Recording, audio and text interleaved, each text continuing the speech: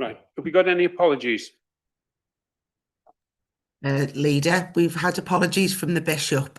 He's at a pilgrimage in France, so was offered his apologies and is unable to attend the meeting. Thank you. Thank you, Kerry.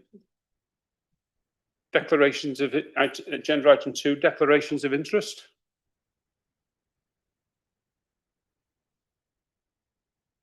No. Agenda item 3, urgent matters agreed with by the chair. Well, I have none today. So we'll move on to agenda item 4. Gareth.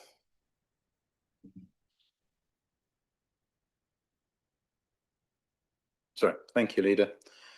So there were 2 notices of motion to the County Council meeting on the 27th of January.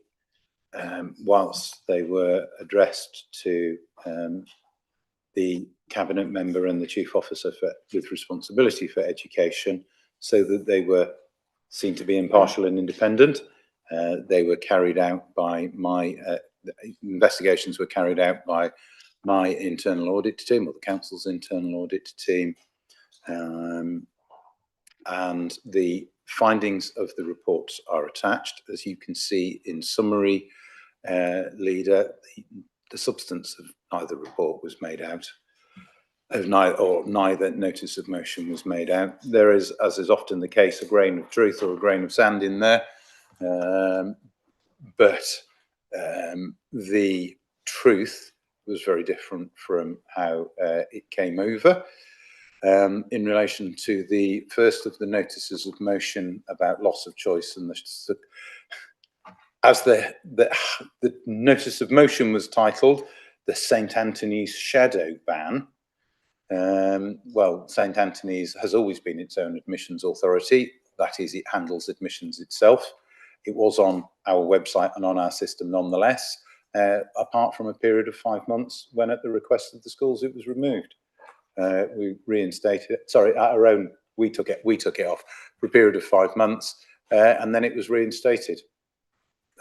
So it has always been visible, and there were 2 people applied during the relevant period, or 2 families applied during the relevant period for a place. As you might expect, they were both told about the consultation. Clearly, it would be wrong to allow families to apply to a school without telling them about the consultation. One was just told about the consultation and that there were, possibility of the school closing. The other was told there's a possibility that the school is closing, but it's still in consultation. And they came in that order and they came in that sequence. So actually what that shows you is the education team learning and refining their responses as they go. Because they gave the first answer and then thought, oh, actually, no, we need to give a fuller answer than that, don't we? And so they gave a fuller answer to the second family. With that report, internal audit report, Chair, you will also see, though, a time frame and a timetable, or a timeline. And I think what that timeline shows you is the reason why we're sitting here today. That shows you falling roll numbers well before the reorganisation proposals were published. And that demonstrates to us, doesn't it, the reason why we need to consider this course of action. It also demonstrates that whilst the proposals won't have helped roll numbers, they are not the cause for falling roll numbers, because those numbers were falling well before we started looking at these proposals. So that's the first one, Leader. The second one, again, in time with a quite an emotive title around silencing teachers, loss of voice, stop silencing teachers. And the reality is slightly different from how that title might appear. During the consultation period, yes, we monitored, we looked at and reviewed public social media posts. Of course we did. If there was a post on there that said Flintshire County Council is trying to close Catholic schools, or Flintshire County Council wants to turn Catholic schools into Muslim schools or whatever, and there was something you know, sensationalized and wholly wrong on there, we would want that corrected, wouldn't we? So we keep an eye on these things to see how they're going. We look to see also whether the messages are being understood and whether we need to improve our communication in order to get our point across. It isn't monitoring, it isn't tracking in the way that the notice of motion spelt it out. It's just looking on publicly available Facebook pages to see what's being said. We did that. We saw one post. It was raised with that we thought was incorrect, so it was raised with the school. Again, very different to the appearance that was given, I'm afraid, by the notice of motion. So in relation to that, you will see in summary that there's no evidence of monitoring, no records are maintained, and whilst there was some discussion between the diocese and school staff, in fact, about a BBC documentary, that's what you'd expect. Our own code of conduct, recently reviewed, has similar provisions in it saying that you don't talk to the press on behalf of the council unless you are delegated by the council to talk to the press. It's what you'd expect in any organisation. We have it ourselves, and we similarly have provisions that say, you know, be very careful what you say about your employer, because you can cause a breakdown in the, it's called the employer-employee relationship of trust. And, you know, trenchant public criticism of the organisation can cause that relationship to break down. I don't think the diocese did anything different than we would do, or we have it within our own code of conduct. I think perhaps the only thing to note that I didn't pick up, and it is in the report, the one post that we did raise with the school was on, I think it's called Saltney Past and Present. It's a general Facebook page in relation to Saltney. There's lots of posts on there, lots of discussion about the proposals, as you might imagine. Rightly so, because we want people to talk about them and we want people to amplify the message so that it reaches everybody. And it's great that there's discussion on there. There were quite a lot of posts that are critical of the proposals, as might be expected. Didn't do anything about those. It was just the one that we thought was inaccurate. So, you know, this isn't about the council trying to control social media or trying to censor the expression of views. It's about picking up inaccuracies and dealing with them. Again, as I say, Leader, as I can see, as far as I can see, the substance of neither of the notices of motion was made out. This report, whilst because of the sequencing around the election period, this report is going to go to Education and Youth Scrutiny Committee next week. There were a few other parts to the notices of motion that I have raised with the Chief Officer and the Cabinet member, just so that we can dot the I's and cross the T's, because there's a few other things that I think need picking up. But you know, the substance of those allegations wasn't there. Happy to take any questions, Leader. Thank you, Gareth. Is there any questions for Gareth? Richard? Yeah, thanks, Chair. Yeah, thanks for that, Gareth. It's really interesting. And I think just the first bullet point for me in 103, I just want your comments on it, because really it kind of exonerates the council from anything, really. When we understand that the school prospectus was actually saying you need to apply at the school, you need to fill in a form, they are the admitting body. The school was the admitting body. So I suppose in a way, having it on the website as well actually was probably causing some confusion, really, because then when people applied online, they had to be forwarded on to the school, which was a process which really the council wasn't part of, or didn't need to be part of, really. So it just seems clear for me from that 103, really, that the council is exonerated. Do you agree with that? I think the first thing to say is I think that schools being their own admitting bodies is something for voluntary aided schools, isn't it, if I'm right? And that's because there may be other criteria or policy that they wish to apply in terms of their own admissions policy. And that reflects the particular culture or character of that VA school. So it is understandable that the school might wish to do that. But yes, what you say is broadly correct, Councillor Jones, that it's a slight anomaly. It's slightly different to how all the other schools are managed, and it's just something that we need to. It's something that we need to do, obviously, to allow them to retain their character, and for us to make it as easy as possible for people to apply. But yes, so we signpost. But yeah, it does. The changes or whatever's been said through the admissions process was down to the school rather than to us, because we were a post box in effect, and that was all.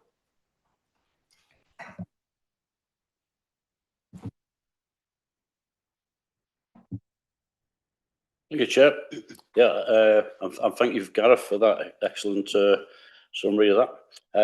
I think in the executive summary, I think it's also worth highlighting the fact that, as it's mentioned at point 1, that the school's admissions portal, it was visible on the portal apart from the 5-month period, but that was removed at the request of the school. Yeah, that's what it says. Whilst it says that there, it wasn't at the request of the school. That's my misunderstanding. We took it off and then we put it back. Okay. Well, I apologise to anyone at the school for that misunderstanding. The only other point I was going to make was that 103, which is when it mentions, where is it? On 2 occasions, parents requesting in-year and late admissions were notified of the proposed school closure at the school. I think it's a bit of a case of you're damned if you do, damned if you don't with that one. Because if you hadn't told them, then they discovered after the children were at the school, they probably would have turned around and said, "Why didn't you tell us?" So it's just one of them in it. But thanks, Gareth. Thank you. On that point, Leader, yes, as I said, it's right that it's obviously right that the parents are told.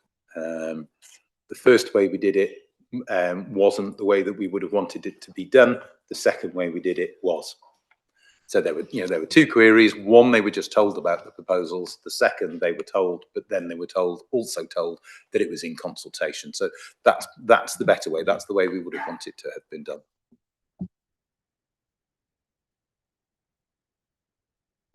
Yes. Yes, I thought it's Wendy White from the diocese. I just thought it might be helpful to clarify the admissions situation for VA schools, Catholic VA schools. In Catholic VA schools in the diocese and across England and Wales, the schools are their own admitting authorities. The governors are the admitting authority of each school. And the reason that it's done that way is that the Catholic schools have the right and must exercise the right in canon law to have a criteria of admissions that ensures that Catholic baptized Catholic children have are on the higher list of admissions, and we have to do that by getting evidence of it. It can't just be by say-so, and that evidence is by baptismal certificate from the priest who baptized the child. And because of that, because of both of those things, the need to get the additional information to apply the legal criteria, and because the governors are the admitting authority, that is why voluntary aided schools, Catholic schools in this case, have a slightly different system. Okay.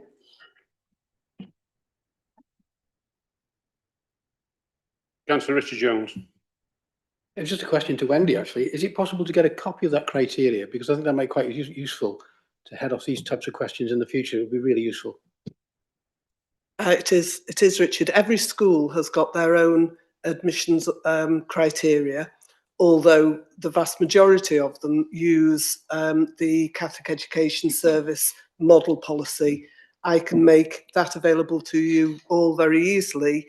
And then if you wanted to check that a school is following exactly that criteria, you would just go to their website. Okay. Married? Yes, Cadeirydd.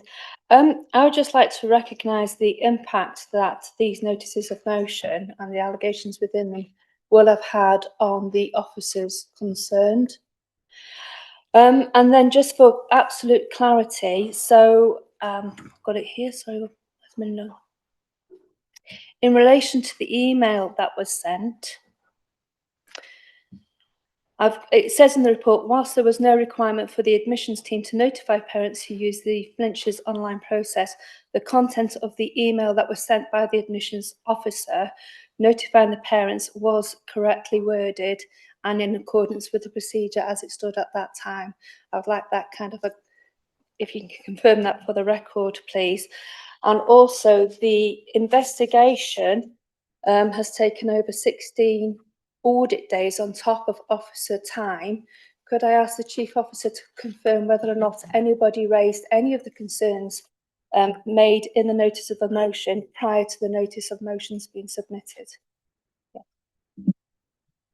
Yeah, Thank you. yeah, Borodai Power. To the best of my knowledge, no individual councillor approached me to discuss the concerns that they were intending to raise, and the first I was aware of it when they came forward as notices of motion to council. Thank you. Is there any further questions?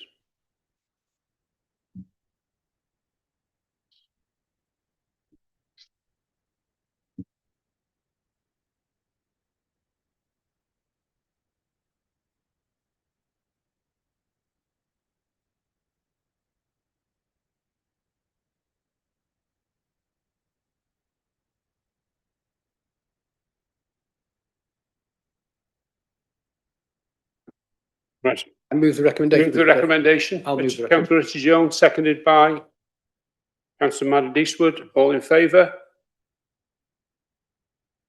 That's carried. Thank you.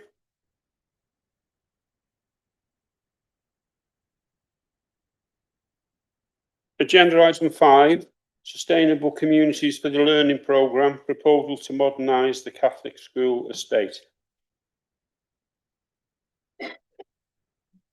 Blair, are you taking this one? Diolch, Cadeirydd. Yes, this report seeks Cabinet approval to begin the relevant and required statutory consultation for the proposal to amalgamate a number of schools in the Catholic network in Flintshire and to build a new 3 to 18 all-through school. A previous consultation exercise on the same proposal was undertaken during 2025 and was brought to a halt in March 2026. The process was ceased following the receipt of a late legal challenge shortly before the scheduled final determination. The Council sought legal advice in response. However, the time required to properly consider that advice meant that statutory timescales set out in the School Organisation Code 2018 could no longer be met. As the code requires strict adherence to these timescales, the Council had no option but to cease the process. Once a proposal falls outside the statutory timeframe, it cannot be resumed and must instead be restarted in full. Consequently, the original proposal could not progress to final determination. Following review of the proposal, the Council remains of the view that the original proposals should be brought forward for determination by Cabinet. Since the original process was ceased, a new revised School Organisation Code, the new code, has been published. Therefore, a new consultation also ensures the process is compliant with the new code and that stakeholders have an up-to-date and fair opportunity to comment. I'm now going to review the original proposal to refresh. This proposal forms part of a strategic approach for Catholic education in Flintshire, initiated by the Catholic Diocese of Wrexham, led by the diocese in partnership with Flintshire County Council. It responds to a range of significant challenges currently affecting the Catholic sector locally. The aim of the strategy is to provide clear, long-term direction and to secure a sustainable, robust and high-quality Catholic education offer for children and families in Flintshire, both now and in the future.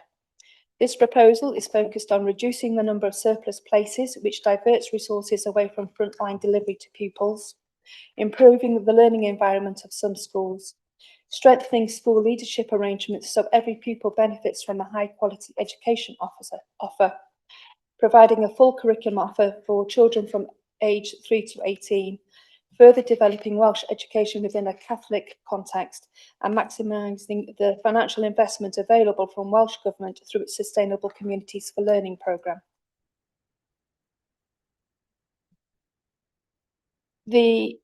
Achieving this ambitious vision will also require significant organisational change to a current Catholic school estate, but will deliver a long-term sustainable model in a state-of-the-art net zero carbon in operation education building, which will support learners to achieve their potential. The proposal is to open a new VA 3 to 18 all-through school to replace St Anthony's Catholic Primary School, St David's Catholic Primary School, St Mary's Catholic Primary School and St Richard Gwyn Catholic High School. The proposal does result in the formal closure of those schools from 31st August to 2027. And the vision of the Catholic Diocese of Wrexham and Flintshire County Council for the Catholic school network is for a newly amalgamated Catholic school operating from 1st September 2027, with a single leadership and governance structure, which will initially operate in the 3 existing sites, whilst a new school for pupils aged 3 to 18 is built. Once the build is completed, pupils from all sites would move into the newly built school, which will serve the Catholic learning community. The model proposed by the diocese does include an additional proposition to close St Anthony's Catholic Primary School in Saltney at an earlier date than the other schools impacted by this proposal, which will remain operational on their existing sites until the new all-through school is completed. The suggested date for the closure of St Anthony's Catholic Primary School is September 2027, and the site would not be retained in the Catholic school network. The diocesan proposal is aligned with the Council's own objectives in relation to school modernisation, which is to deliver quality learning environments to support effective teaching and learning and to reduce the number of unfilled school places. Additionally, the Diocese of Wrexham sought this partnership approach with the Council as it does not have the necessary infrastructure to manage the statutory processes around school organisational change, and recognised the Council's expertise in this area through its school modernisation team in the education and youth portfolio. This report requests the continued endorsement from Cabinet on the proposed reorganisation of Catholic schools, as its determination for this proposal is responsibility of Cabinet.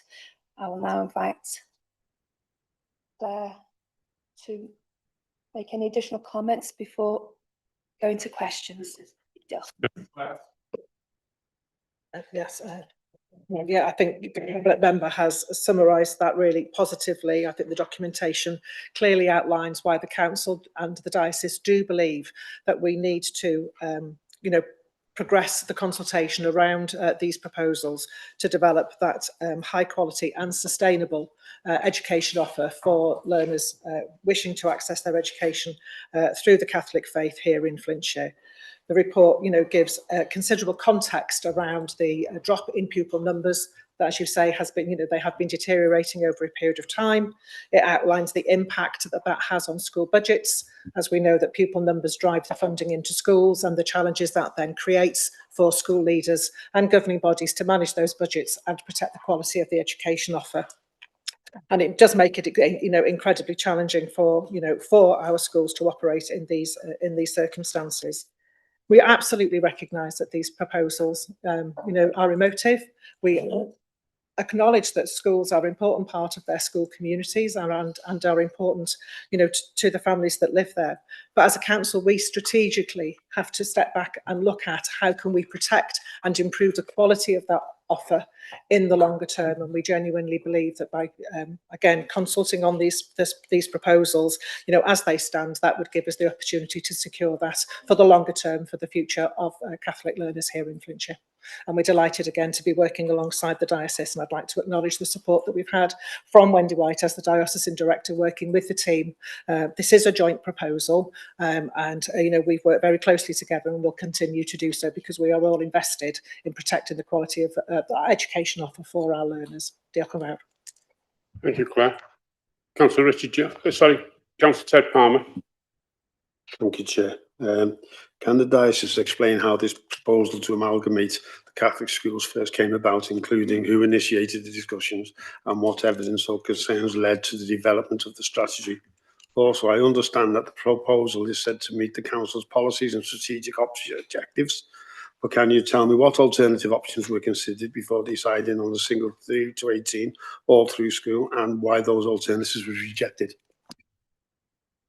Wendy? Yes, that's quite a list, so come back to me if I miss some of it out.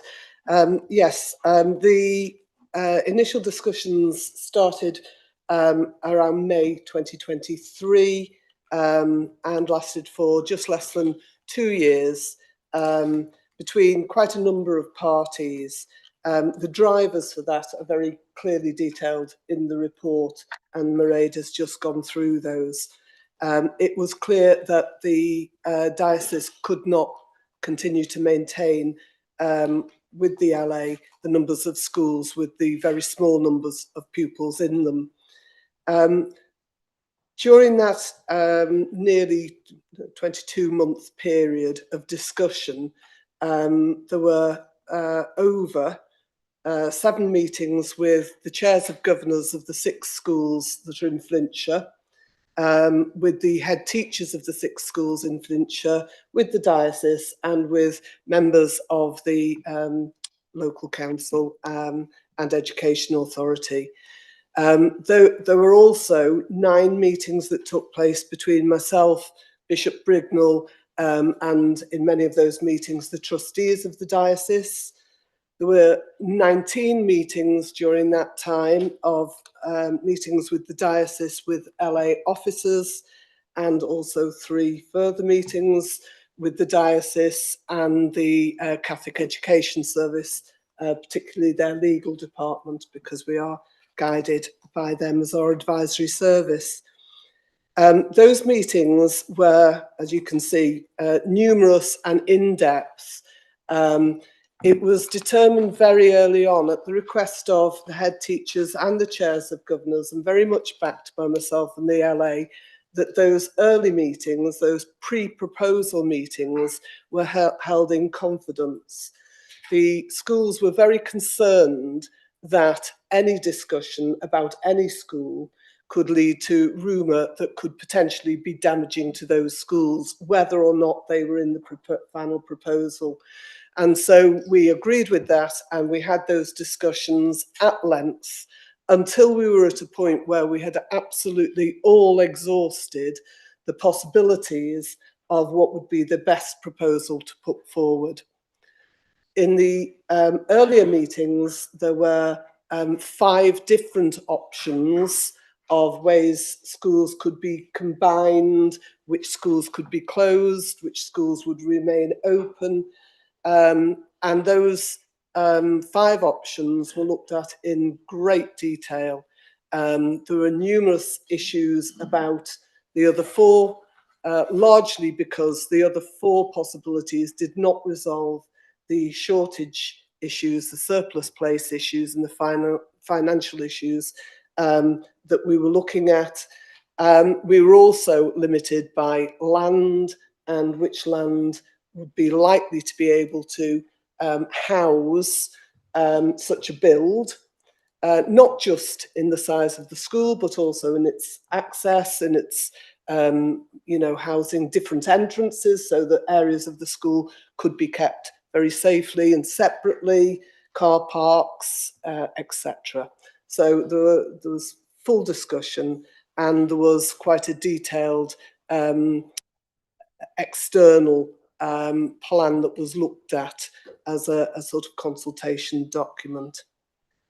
Only when those discussions were exhausted did we come to the conclusion that there was only one proposal that fulfilled the needs of all the criteria, and that proposal then moved correctly into the public domain, so that everyone can have their say and everyone can be heard.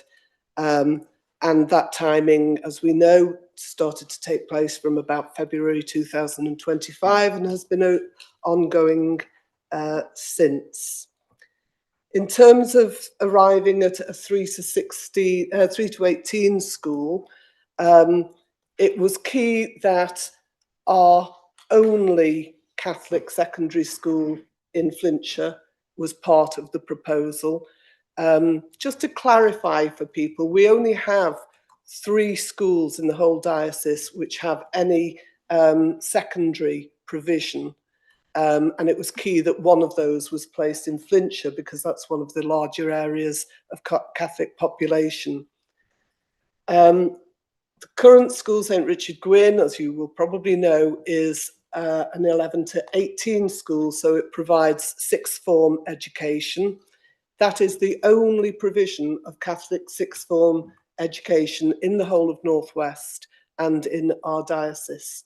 And so we felt it was key that we maintained an option for people to have sixth form, 16 to 18 education. It's also absolutely key and abjectly clear that a lot of the issues are about the numbers in primary schools, and that it was absolutely key that primary schools were part of this discussion and part of this proposal. And that is why we came to the conclusion that we needed to open a new 3 to 18 school. I hope I've picked up every point there, but do let me know if I haven't. Thank you. Thank you, Wendy. Councillor Richard Jones. Yeah, thanks, Chair. Kind of same question I was going to ask, and I think you've answered it quite clearly from a Catholic perspective, and that was what I was trying to drag out, we were trying to tease out of the conversation. And I think it'd be worthwhile at the same time, same part of the conversation, to ask, and I know that the Chief Officer has mentioned this before because I asked the question in the last consultation, but it'd be worth just understanding from an educational point of view in Flintshire why the 3 to 18 school, and why that would be a benefit to Flintshire. What would be the benefit? We've heard the Catholic benefit. Let's hear just a general view on the education in Flintshire view. Yes, thank you, Councillor Jones. Yeah, absolutely. What it obviously does provide is for learners receiving their education through that Catholic faith to have that option to continue their education within a school setting that, again, would obviously continue to reflect that Catholic offer. And for many of our learners, they want to have that choice to remain within a school where they are familiar, where there is that continuity of learning, where they are known to the staff, so that supports their progression. So, from our perspective, that's why we were happy to support the 3 to 18 model, because we felt it underpinned that principle. As you know, we have a number of schools in Flintshire that do offer post-16 provision. We also have a relationship with Coleg Cambria. So Flintshire learners actually have a choice. And we think that's important, that we have that mixed economy, because learners progress in different ways. They have, different views about whether they want to remain in a school environment, whether they feel they're ready to perhaps be more independent and go into a college environment. But the point is, in Flintshire, we have that varied offer, and learners can make the choice in discussion, obviously, with their families about what they believe is the best route for them. And, many of the learners, within St Richard Gwyn choose to stay within their school environment. It's an environment that they're familiar with, they feel well supported, the ethos of the school supports their well-being as well as their academic achievement. So we felt it was important to support the 3 to 18 model that was being proposed by the diocese. How successful is this?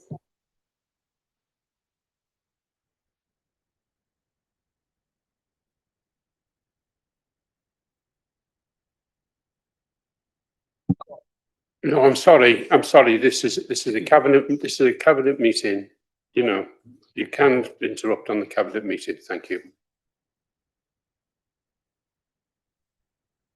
Councillor Rich Jones. So some of the things I just noted, and it was just in relation to trying to understand the 3 to 18 schools. So I guess the benefits could show that from teaching staff, I guess parents, there'd be no transition between schools. So 3 to 18 offers that lack of transition, which is a benefit. And I thought perhaps there was something, the shared resources, that might be advantageous. And it's my understanding there would be one governing body with common leadership and governance of the school. And I just want your comment on whether those things are important as well. Yes, thank you, Councillor Jones. Yes, they are very important. You know, there is plenty of research that says, you know, pupil performance can dip at points of transition as pupils move into a new environment, have to build new relationships with staff. So, you know, that having that continuity and being able to continue your education through that model in one place is certainly beneficial. And then in terms of the proposals, I mean, while the existing schools they do work very well together as a group of schools, you know, they're part of a consortium with the high school, but actually what this proposal provides by having a single leadership and governance structure is it enables, you know, all of the schools to sort of ensure that all of their policies are aligned, their curriculum planning policies, their wellbeing policies, you know, the use of resources, as you quite rightly mentioned, can be more efficient. So all of that will contribute, in our view, to a higher quality of education. So I hope that answers your question.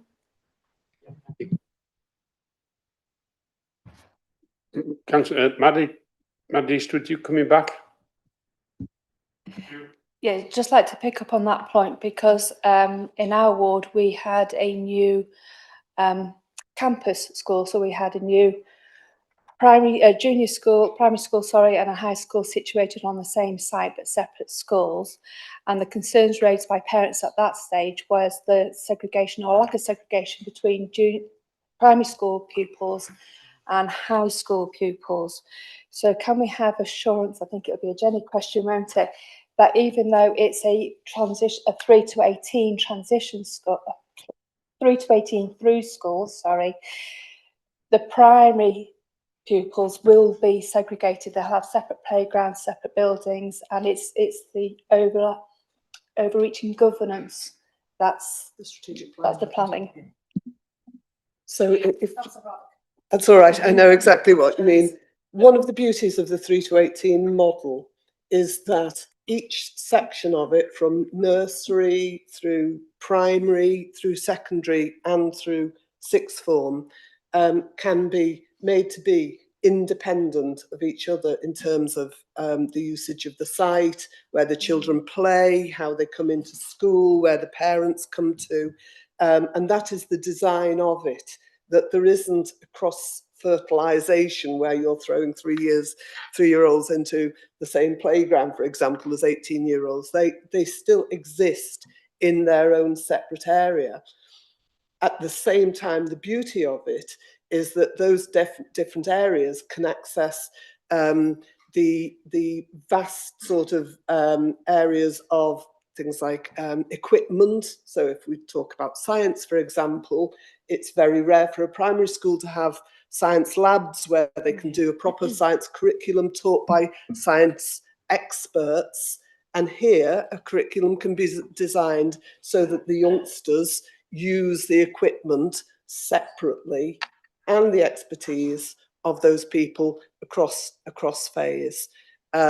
Equally, if you look at some of the excellent older children, when they are 16 to 18, they can provide some fantastic care and support, doing play areas with people in a very controlled manner. So it is using the best of both worlds, but keeping them very, very separate so that children are safe and secure and comfortable and happy. And that's the way the school would be designed, both in terms of its build and access, but also in terms of its curriculum and the use of the different areas and the different teachers.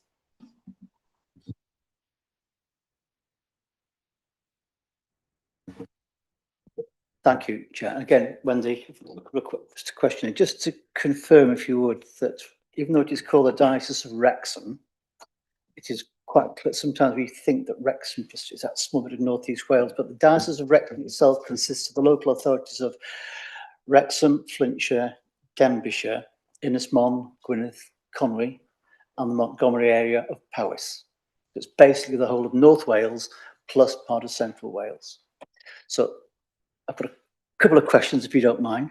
Right, so the first thing is quite clearly,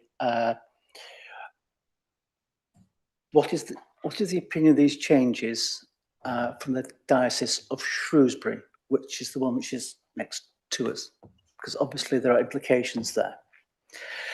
And my second question here is how would you describe a viable school? Because clearly when you're looking at the whole of North Wales, we are just one part of that jigsaw. Now you must have, as a diocese, as a faith organisation, you will have definitions of what you consider to be a viable school. So I'm just wondering, rather than just focusing on what we're looking at within Flintshire, how this change impacts the way the diocese goes and sees the provision of Roman Catholic education across the whole of the diocese, the whole of that North Wales and Powys. And secondly, it's what do you define as a viable school to deliver, I don't have to describe it really, the support, the education that you believe that members of your faith and those who wish to go to those Catholic schools can get. Thank you. Okay, I'll try and remember all of those points. You're absolutely correct. So the Diocese of Wrexham is what we might consider North Wales, with the addition of Powys. We have 7 local authorities that we work with, and Flintshire is by no means the only authority where the sort of challenges that we are facing, both in the Catholic faith, but also in the faith, also in the LA situations, are happening elsewhere. So this is not unusual, but that doesn't make it any less more important for everyone involved. Some of our LAs and areas only have one Catholic school, and if parents wish to access those Catholic schools, they have to travel to them, often quite some distance. So for example, Powys have one school, which is in Newtown, and it will take Catholic children from anywhere within the whole of Powys. Very, very similar on Innismorn, or 2 schools in Gwynedd. So Catholic families accept that if that is their preference and their right, then they have to often travel to those places, just as you would if it was a Welsh medium school and the only provision was some distance away. So yes, that we do that. We do look after all of those areas, and we are in discussions in lots of areas about the provision in schools and surplus places. So Flintshire is not unusual in that.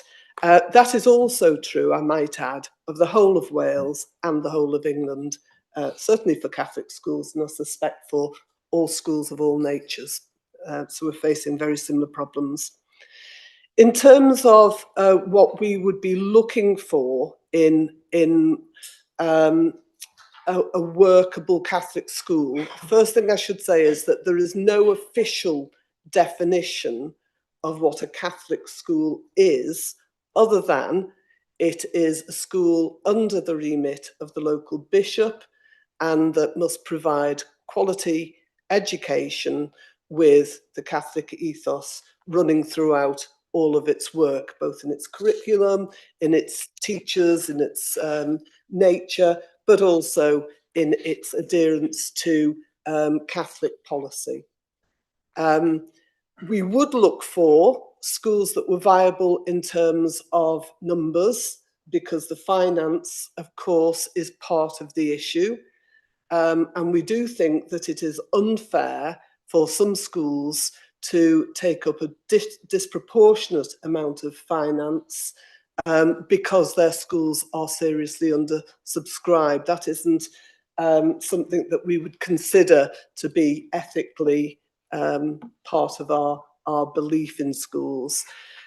We do look for schools that must be led by Catholics, and so head teachers must be not only Catholic by birth, but also Catholic by practice.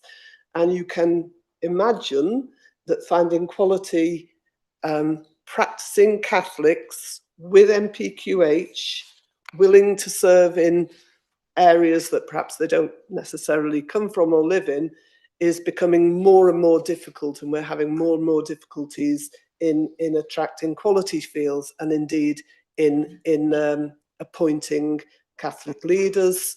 Similarly, it's becoming more difficult to have foundation governors who must be in the majority of every Catholic school, and we're finding that we can't find those volunteers, and God bless them because they do an incredible job for no pay whatsoever and very little thanks sometimes. So all of those are elements. We also have to look at the quality of buildings in our schools. Contrary to some people's beliefs, the diocese, and this is true of many dioceses, is not financially well off at all. Finance for schools comes in through what we call the plate, which is people attending Sunday Mass or Saturday night Mass, giving their donation to help support the diocese. That is where the funding for the additional money that it costs the diocese to run Catholic schools comes from. And, you know, like lots of different sectors, numbers are dwindling and funding is dwindling. So funding has to be part of the picture. Buildings are increasingly getting old. Some of them are not fit for purpose for what we would like our children to have for the education, for their best education. And therefore, we have to look at putting the situation together to create the best picture for the future for the children, remembering that while some of them are Catholic children are also Flintshire children and Welsh children, and people who are not Catholic at all and are very, very welcome in our schools. So that's the kind of wide brief. There is no specific definition, but that is the wide brief. Just picking up the question about Shrewsbury, or Shrewsbury, and I'm never quite sure which, and I'm not sure the director of Shrewsbury knows which way to call it either. I meet with all Northwest Catholic directors about once a month, and so Liverpool and Shrewsbury are both very aware of what's going on here. They aren't partners in the consultation, and that is because we do not, as a Welsh authority in a Welsh diocese, we do not want to encourage people, now or be seen to encourage people to move across the border and not seek Welsh education, because that's at the heart of what we do. However, I do liaise with the directors of both Liverpool and Shrewsbury, and so they are aware of the consultation that is going on, and supportive as the directors of other dioceses would be. We do know and acknowledge that there are schools close to Saltney that are actually in the Shrewsbury diocese, and that would be a matter of parental choice, not a matter for us to suggest that that is a place where they should go, because they are not Welsh schools, and we are dedicated to our Welsh Catholic education. Does that answer everything? Okay, thanks. Thank you, Wendy. Councillor Glenbanks. Thank you very much, Chair. First of all, I'd like to thank yourself, Wendy, for you've spoke really well today, and it's really important for everyone here. And we really believe that it's important that we sit shoulder to shoulder with you, and that either yourself or the bishop, or ideally at some occasions both of you, can come along to everything that we do in this process. Because now that leads me on to the fact of we're going to have the only secondary school in the Catholic education in North Wales. Is that right? Oh, sorry. No, not quite right. So there are 3 secondary provisions, Catholic provisions in North Wales. One is a joint faith school in Wrexham, St Joseph's Wrexham. One is the 3 to 16 school in Rhyl, Christ the Word, and one is presently St Richard Gwyn. But that is, St Richard Gwyn is the only 3 to 18 provision that we have. Okay. Apologies, Wendy. That was the bit I meant, the 16 to 18 provisions, right? Now, if if the Catholic diocese had gone along to another area of North Wales and offered to do what they're offering to do here, we'd probably have uproar in Flintshire. Why aren't they offering to do that here?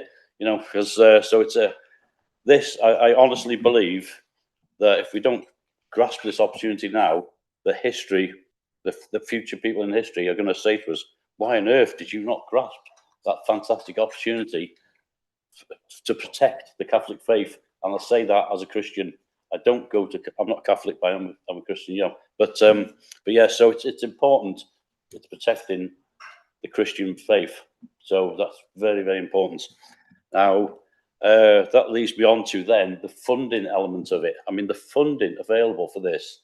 I mean, there's nonsense spoken about the cost over 50 years. Let's get it straight. Everything that's of scale is spread over 50 years. So it doesn't matter what you do. I mean, I'll put it into layman's terms. If you go and if someone goes buys a house, they don't turn around and say, oh, I'm paying £2.5 million for that house over 50 years. They say I'm paying £250,000 for it. And yes, I've got a mortgage, but it's similar to that. It's a absolutely amazing deal. The proposals are fantastic. It's something that we just have to grasp. I mean, it's also important to note that all secondary children who choose the Catholic education network already travel to Flint anyway, so they'll still be travelling to exactly the same place, only they'll be travelling to a fantastic facility, which leads me on to the proven track record that we've got in Flintshire for building new schools. Yes, we might not have one for 3 to 18, but this, you know, I've got every confidence in our education department here that we're going to build the best possible thing available to protect what we've got and what everyone's got who wants the Catholic faith. Thanks, Chair. Thank you, Councillor Bounds. Councillor Chris Dolphin. Oh, sorry, Wendy. Could I just come back just with a couple of comments on that, if I may? Thank you very much for that. I really appreciate it. You're absolutely right that from the very beginning of discussions, the local authority and the diocese have stood absolutely shoulder to shoulder and ironed out, you know, different views to produce a really strong picture. The diocese, and I can speak for the bishop because he's said this publicly before, would consider it unethical, almost immoral, to not bring in a facility of that nature with, as you rightly say, an incredible financial support from the Welsh government, that to turn that down would be immoral, really, and that his job and my job, and indeed the job of all foundation governors, is that we look at the diocesan schools across the diocese and we do what is best for the schools. And of course, that is not ignoring in any way that for certain situations that can be very, very challenging and difficult. But we do have to look at the big picture, and to lose this opportunity would be desperate. The other thing I'd just want to re-emphasize, and I know that you know this, but our schools are for all children. You know, the word Catholic is important to us, that we're giving a provision which has a certain ethos, but it's an ethos that is shared and enjoyed by children of many faiths or no faith whatsoever, and speak very highly of being through that system. It is not an exclusive situation here. It is an incredibly inclusive situation. Thank you. Thank you. Councillor Chris Dolphin. Yeah, thank you. It's great that you're here today. It's a shame the bishop couldn't come, but it is the council and the church, shoulder to shoulder, as you say, trying to do the best for the future of the Catholic schools, Catholic provision in Flintshire. So it is so important, like Councillor Banks said, to have your input and the bishop's input at all our meetings and guide us and help decide what's going to happen. And from what you said, this model for travel is not unusual in Catholic schools. In fact, some of them may be travelling much further than they would be in Flintshire, because I know that's been a concern to the public. And so that is addressed as this is normal. This is not unusual. And it's not unusual for other schools in Flintshire either. Many people walk and have to travel to junior schools already outside the Catholic provision. If we look at page 48 in the papers, it's interesting to see that you've talked about inclusive schools. We're just talking about there about the diocese data on Catholic baptisms. And as we can see from the figures, and they're quite obvious, they're not large by any means. In fact, if you look at St Anthony's, there's only 13 Catholic children there, which is 20% of the school. And the other figures there are half a mould and more than half. Flint always comes out better. I can see why Flint would be chosen, because that's where the larger figures are. Flint is the centre, really, for Catholic provision, or should be the centre for Catholic provision in Flintshire. There's no doubt about that from what the figures say. And then if you go and look at page 53, we talk about the budgets, and you use the word ethical belief, the phrase ethical belief, finance, and I think that shows it again, where why is it certain schools get so much more per child than other schools do? And that is unethical, and it's not something that's right. Probably we all know lots of children in Flintshire and their parents, and so why would their children be penalised by not having so much awarded to their schools themselves? So the figures on page 53 are quite stark, and it's something we all need to look at because of the great phrase you used, ethical belief. And that's something that perhaps I certainly haven't thought about, the ethical belief of it. So I welcome that as well. So thank you for your input. And I haven't really got a question. I'm just agreeing with you. And you've opened my eyes more than, well, I think I knew all that anyway, but I've learned it's embedded a belief in myself. Thank you. Thank you, Councillor Dolphin. Councillor Richard Jones. Yeah, thanks, Chair, for allowing me back. I just got a couple other questions further on in the report. So it's more around, I guess, the finances, because if you look at 207, and I think perhaps Gary or Chris might want to comment, perhaps, there's some figures there which show an average figure of spend over the 50 years. So I think there's a figure there of 639,000. And if you multiply that by 50 years, that comes out at 31.95 million. And that's the figure that includes, I think, the MRP value. It includes the interest, but also the capital amount of 8.25. If you then look at 214, because it leads on, that's what this part is doing to you. So it leads you on to 214, which then tries to estimate then the full cost of this project over the 50 years. And there's a figure in there of 474,000. Now, you might know, and I calculated it back because I know how you've done it, because you take away the 8.25 from the 31.95 and get 23.7 million.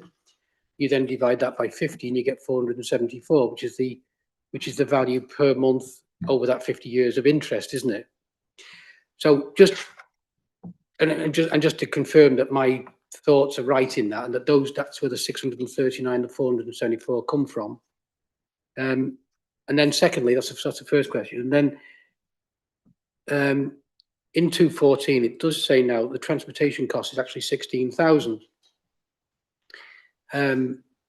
Now, that's a big difference to the figures we had initially in the original consultation. I think that does require some comment. And I know that there is a kind of a netting out of some costs over the transportation, and I've got some figures in front of me, which St Anthony's and St David's are included. So St Anthony's would be an extra £60,000 worth of cost, and perhaps St David's a reduction of 44,000 that result in that netting off of an increase of 16,000. So I think it's worthwhile for perhaps an explanation, just a further explanation, if that's possible. So thanks, Chair. Gary? Yeah, thanks, Chair. Yeah, Councillor Jones, your understanding is right on the figures within 207 and 214.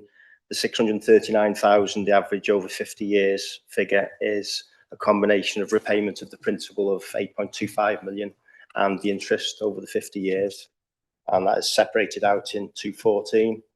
Probably is important to note that that is based on an interest rate at a moment in time, so that could be subject to change based on borrowing interest rates at a moment in time. As we know, they are deteriorating at the moment, so that's just an important point to note.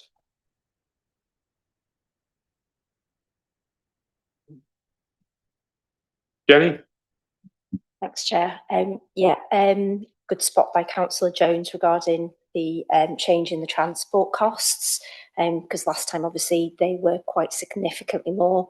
But what we've done for this particular exercise is to take a real forensic look at the learner information that we have as at a point in time, and that obviously shifts as we move through processes. But we've looked at the eligibility of each individual learner from their home to the current school. We've baselined the actual existing transport costs as at now, and then tracked it through in terms of what will happen if this proposal goes through. So is that individual learner eligible for transport? Yes, no. And then put an associated cost with that. So that is why there's a difference in the costs, because it's just increased by 16k when we've looked at a real forensic look at each individual learner. So any variation, the other thing that we didn't do was look at the individual learners' baptism eligibility as well. So that could impact on the additional costs as at 16k now, or if Cabinet decide to make any discretionary arrangements. Sorry, my voice is going. So that's the explanation around the transport. Councillor Jones, are you okay with that? Yeah, that's a perfect explanation. Thanks. Councillor Ted Palmer? Thank you, Chair, for letting me speak again. I just wanted to comment on the comments made by the member of the public. I'm sure the Chief Officer will correct me if I'm wrong. I think the first co-occupied school in Finchley was Holywell. Am I right? And then sort of questions or fears were expressed then, not only by the members of the board, by myself as part of Holywell Town Council. Probably Councillor Paul Johnson had the same worries, shall we say. However, none of them worries came to fruition. None of them. This is what I was trying to tease out when I asked the question about coming to the 13th to 18th in the beginning. And it has worked, to be fair. There's been no issues. And as you've said, they are all in the same building, but segregated. And there is no, they even travel and enter in different parts of the site. So after, you know, and I think the model has been rolled out in other schools across from the pilot one. So it proves that I think it's working quite well. Thank you.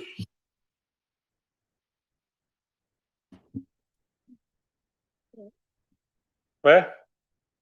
Yeah, thank you. So Councillor Palmer, so obviously the Funon is a campus. It is a separate primary school and secondary school, but co-located with shared facilities, but separate leadership, separate governing body. Similarly, the Argoid campus is separate primary school, separate secondary school, separate leadership, separate governing body. What we are proposing here actually is a through school of 3 to 18, which would be one leadership structure, one governing body, which would actually allow, as Wendy described earlier, the far more seamless integration then of the curriculum offer, the use of resources, the strategic direction, the ethos, the policies, it would be a through school, not a campus school. And we think actually that's a really important step.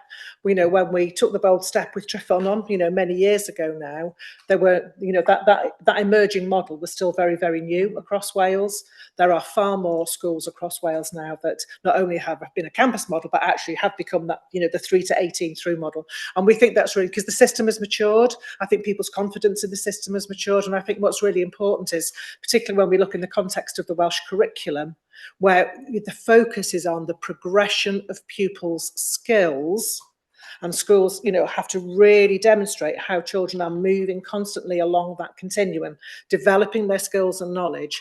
I think having that single leadership structure with all the staff working together will really enhance that curriculum model to make sure that every child is able to achieve their ability, because it is that seamless opportunity to plan from one phase to the next. And different parts of the school will have specialists. I think that's a concern. Oh, does that mean, you know, from the primary perspective, that it's going to be a secondary person dictating our curriculum? No, not at all. The leadership structure will be that the experts, the early years experts, you know, for the youngsters, you know, the junior age experts, you know, but actually they will work together as a team, bringing their expertise and their knowledge and really ensuring that there is that progression for learners all the way through, right through to the end of sixth form, because obviously it's really important that we protect that sixth form offer here as well. So I just hope that just makes it really clear that the two existing models are campus models, but this is our first all through model, and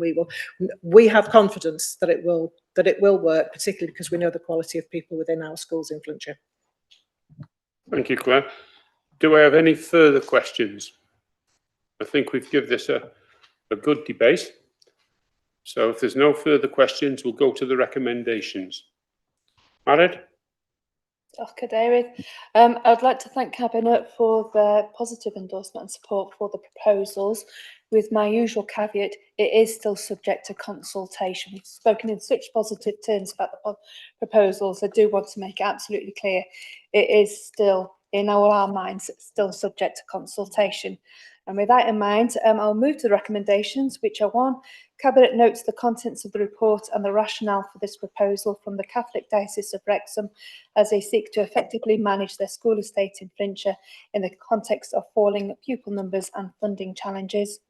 And 2, that Cabinet approves to commence consultation with relevant stakeholders on the proposal to close St Anthony's Catholic Primary School, St David's Catholic Primary School, St Mary's Catholic Primary School and St Richard Gwyn Catholic High School, and open a new 3 to 18 all-through Catholic school to provide for learning provision for the Catholic community.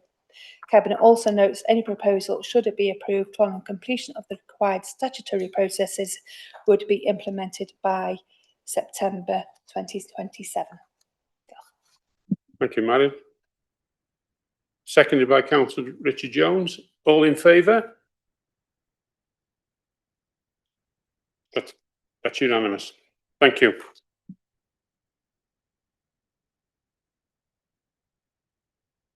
Claire?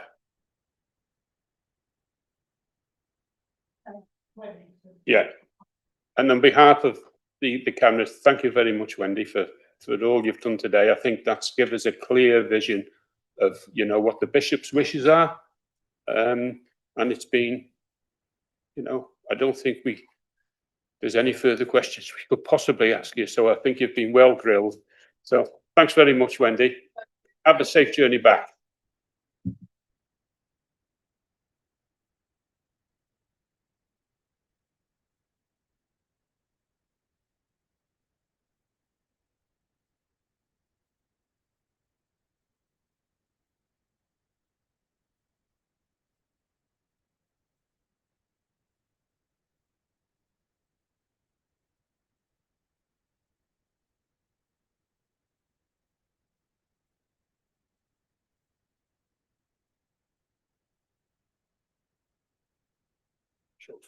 Should we just have a 5-minute recess?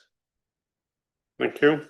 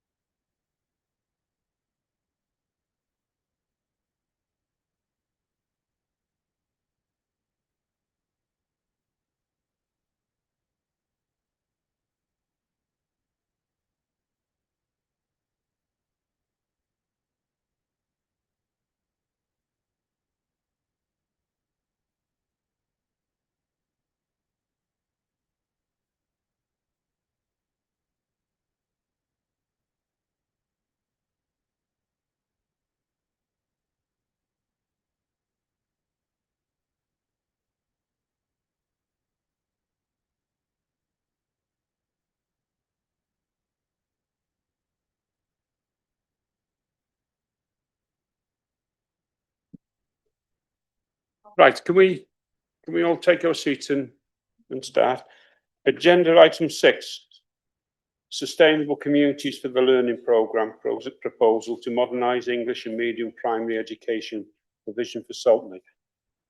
Claire? Marid, sorry. Diolch, Cadeirydd. Yes, this report seeks Cabinet approval to begin the relevant and required statutory consultation for the proposal to amalgamate Saltney Ferry Primary School and Saltney Wood Memorial Primary School by closing and reorganise Saltney Ferry Primary School and Saltney Wood Memorial Primary School and opening a new maintained 315 full-time community primary school operating on 2 sites whilst a new school building is approved and constructed. The new school would have a pupil admission number of 45 per year group. A previous consultation exercise on the same proposal was undertaken during 2025 and was brought to a halt in March 2026. The process was ceased following the receipt of a late legal challenge shortly before the scheduled final determination. The Council sought legal advice in response. However, the time required to properly consider that advice meant that the statutory timescale set out in School Organisation Code 2018 could no longer be met. As the code requires strict adherence to these timescales, the Council had no option but to cease the process. Once a proposal falls outside the statutory timeframe, it cannot be resumed and must instead be restarted in full. Consequently, the original proposal could not progress to final determination. Following a review, the Council remains of the view that the original proposals should be brought forward for determination by Cabinet. Since the original process has ceased, a new revised School Organisation Code 2026, the new code, has been published and therefore a new consultation ensures the process is compliant with the new code and that stakeholders have an up-to-date and fair opportunity to comment. We should all be familiar with the proposal, but I shall recap anyway. This proposal has been developed by the Council to address a significant number of challenges being faced by the Saltney primary sector in Flintshire and to ensure a sustainable and high-quality primary education offer for the future. This proposal is focused on reducing the number of surplus places, which diverts resources away from the frontline delivery to pupils, improving the learning environment for these schools, strengthening school leadership arrangements so every pupil benefits from a high-quality education offer, providing a full curriculum offer for children from age 3 to 11, advancing Welsh education in a way that reflects and supports the unique context of Saltney, and maximising the financial investment available from Welsh Government through its Sustainable Communities for Learning programme. Achieving this ambitious vision will also require significant organisational change to the current Saltney school estate, but will deliver a long-term sustainable model in a state-of-the-art net zero carbon in operation building, which will more effectively support learners to achieve their potential. This proposal will be managed in line with the requirements of the School Standards and Organisation Wales Act 2013 and the new revised School Organisation Code 2026, which requires Cabinet reports at key stages of the process before a final decision on whether to proceed with the proposal is made. This report requests the endorsement from Cabinet on the proposed reorganisation of Saltney Ferry and Saltney Wood Memorial Primary Schools as determination on statutory proposals for this proposal is responsibility of Cabinet. Now invite Chief Officer to provide further. Thank you, Councillor Eastwood. Yes, I think, again, you've summarised that well. I'll just perhaps pick up a few key items from the report. It is clearly evident, again, that the primary schools in Saltney are subject to significant reductions in pupil numbers, which obviously, as we've said, draws funding away from the front line in the delivery for pupils and creates operational management within the schools then to be quite challenging. So I think it references there, doesn't it, that at 1.16 in the report, the combined surplus across the 2 schools in Saltney is 189 places, 189 empty places. That is the size of a primary school a medium-sized primary school, and those are empty spaces. And so that, that is sucking up money that actually could be better invested in supporting the quality of the education offer by the proposal to obviously build a new school in the area. Both schools are in need of modernisation. They're considerably old buildings now, and in terms of the suitability and the condition of the buildings for both schools, the report clearly identifies that they are in need of investment. And similarly, from the conversations that we've had earlier, the report clearly articulates the challenges then for school leaders in smaller schools in terms of protecting the quality of that curriculum offer. Their leadership time, as the schools, with below a certain number, head teachers have to assume a teaching responsibility alongside their leadership responsibilities. Their statutory functions as a head doesn't change just because they've got a teaching responsibility as well. So it does place considerable strain on our head teachers who have to assume that teaching responsibility, in those smaller schools. So by creating a larger school, obviously we can protect more of that leadership time. Both schools are well-performing schools, and again, the opportunity to bring the expertise of the two staff teams together to create, again, that seamless curriculum offer, that consistent approach to learners in terms of well-being, and all the other things that we've articulated in the report, again, provides that exciting opportunity. Having that single leadership model, the single governance model, will bring that greater focus and sustainability. So, again, we recognise that, both schools are really important parts of their local communities within Saltney, and we know that, parents and pupils have expressed some concern about the changes. But again, we're having to step back and take that strategic view as a council in terms of what we believe would be the best option to really deliver a fantastic new facility that will have resources that both schools currently do not have, which will support their pupils, support their staff, and hopefully deliver a really high quality education for the learners in Saltney. So thank you, Leader. I hope that's helpful. Thank you, Claire. Any questions? Councillor Richard Jones. Yeah, thanks. Thanks for that intro. I mean, it's a really big investment for Saltney, isn't it? When you look at it, there's been a lot of divisive comments made in the last consultation, which are really unhelpful. But when you look at the data, 189 empty spaces, it's just not sustainable, and we have to be conscious of that, and that's where we have to think about our strategy for the future, isn't it? And yes, both schools are important, but it's not the loss of two schools; it's the benefit of the gain of what we're going to achieve at the end of it, which is the real main point. So when you look at it, what they're going to get at the end of this, what they're replacing, which are two schools in need of renovation, in need of investment, lots of repairs and maintenance that are going to have to be done if we didn't do this. It's really the best option that we can do, and it's the best option for Saltney too. So I think, it's very easy for me to, I'll second, because Marit obviously wants to make the recommendation on this, but I'm quite happy to second it because I think it's so important that we carry on with this. Thanks. I think you're right there, Councillor Jones, because we all get about Saltney, the forgotten town, if you like, and this would certainly be a big boost to Saltney. The fact that we're invested in the schools in Saltney, that certainly puts the spotlight on it. They're not the forgotten town at all. Councillor Johnson. Thank you. I do stand to be corrected, but but my understanding is that Saltney Ferry School the buildings there were built in 1971, celebrated 50 years in 2021, and the buildings for War Memorial again were about 1966. Right, yeah. I mean, well, I'm not a child anywhere near Saltney. I belong to that generation, as probably quite a lot of us down to here, which are called the baby boomers. And following the 1950s, 1960s, there was a very rapid phase where schools had to be built to meet the number of children. I can remember going in my primary school in Manchester in the 1960s, there were prefabs outside. So so one of the things that was driving many local authorities in the 60s and 70s was actually trying to provide schools which were not just prefabs.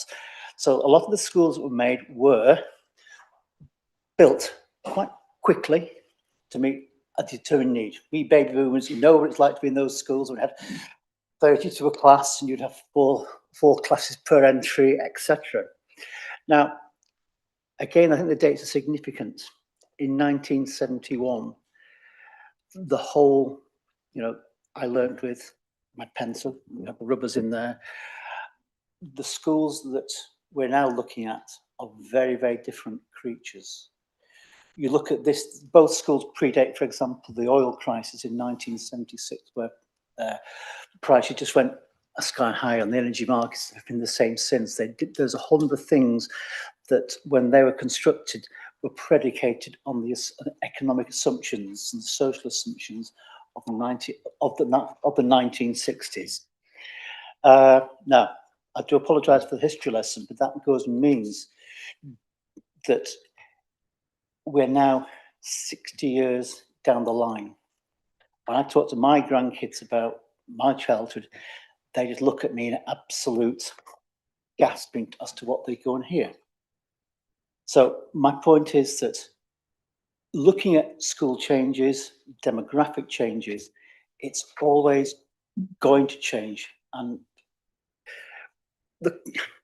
whether we like a consultation or not, we can't look at towards the next 60 years based on the assumptions of the past 60 years. So I do support looking at this, how we go and do it, and looking at that provision for education, which would be different, and one which would probably meet the needs of this next generation of children rather than the ones, the assumptions that taught me going through my education. I was going to say, thank you, Councillor Johnson. I was wondering when the question was going to come. Thank you. Councillor Glenbanks. Thank you very much, Chair. Just one point at 2.03, where it says this new school at full capacity, 315 plus nursery. Does that mean there's only 15 nursery places? Do you think that's enough for a new school to cover the both?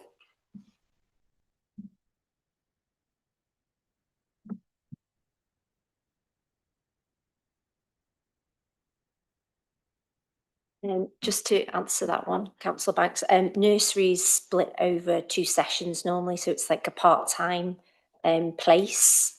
So it's you double it up when you get to the admission number. Yeah, does that help? And I think it's fair to say, because of reports that we've brought to you previously, that Jenny's team do, a significant amount of forecasting, and there is nothing in the data that we've got at the moment that would indicate that the birth rate is going to start upturning anytime soon. However, when we do obviously go through our design and build processes, we do always try and look at whether we can factor in future expansion if needed, so that we have got that eye potentially. But obviously Jen's the expert on that. Jen? Yes, thanks, Claire. Just to we have tracked through a combined NOR for the new school for Saltney, and it does give some flex around the surplus places that would be in place moving forward if the proposal was supported. But what we'd expect to see is an uplift of take-up places, because we do know that there are some families that are opting not to access those Saltney primary schools at present, because we know there's movement, particularly across the border. But we expect that pattern to perhaps change if we were able to deliver a new build. Thank you, Jenny, and I think that's been demonstrated by what we did at Croissati in Flint. That there was ample space there. If we need any expansion, we could do it. Claire? I could just draw Cabinet's attention to 1.17 in the report. There are no development sites in the Saltney area in the LDP. So there isn't that potential for significant population growth in that particular area. Yes, we do see a new school bounce impact when we've built new schools. Obviously, those lovely facilities do attract, parents perhaps to express that as a preference, but there isn't anything within the LDP that would indicate that there is significant future growth. So you know, and as we've said before, new housing developments do not generate hundreds and hundreds of new children. You know, actually the numbers coming through are quite limited often because it's just churn, isn't it? So, you know, that we're using the best information that we have available. But as you say, you know, with Penaford, precisely, we future-proof should things change. Well, with Penaford, we've even made, we've even looked again, if we do have to expand it yet again, we've got provision there, so. Because we were tracking the numbers and we knew what was coming in terms of the LDP and the development in the area, that followed through as planned. So therefore we did actually increase the size of that school very quickly, but we'd done the homework to be able to do that. Councillor Banks, you wanted to come in again? Yeah, I was only going to suggest that possibly we could just add a little bit there, just to say that it could be potentially 30. Could it at it as a nursery on a split session? Yeah, thanks, Jenny. Any other questions? No? Married? You did recommendations? I move the recommendation then 1, that Cabinet approves the commencement of consultation with relevant stakeholders on the proposal to close both Saltney Ferry and Saltney Wood Memorial Primary School in order to amalgamate both schools and open a new 3 to 11 community primary school, initially operating on the 2 existing sites, moving into a single new site to serve the Saltney community. And 2, that Cabinet notes any proposal, should it be approved following completion of the required statutory processes, would be implemented by September 2027. Yeah. Thank you, Married. Seconded by Councillor Richard Jones. All in favour? Again, that's unanimous. Thank you.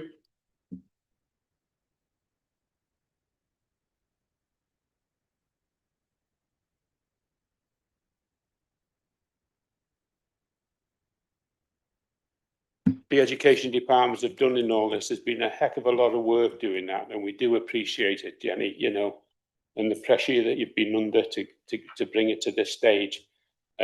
For me today, it certainly gives me a fully view on where we're going with this, you know, and I think it has my full support, because I think what we've actually done today is actually answered all the questions that we needed to ask. So thank you, and thank you everybody for attending this morning. Thank you.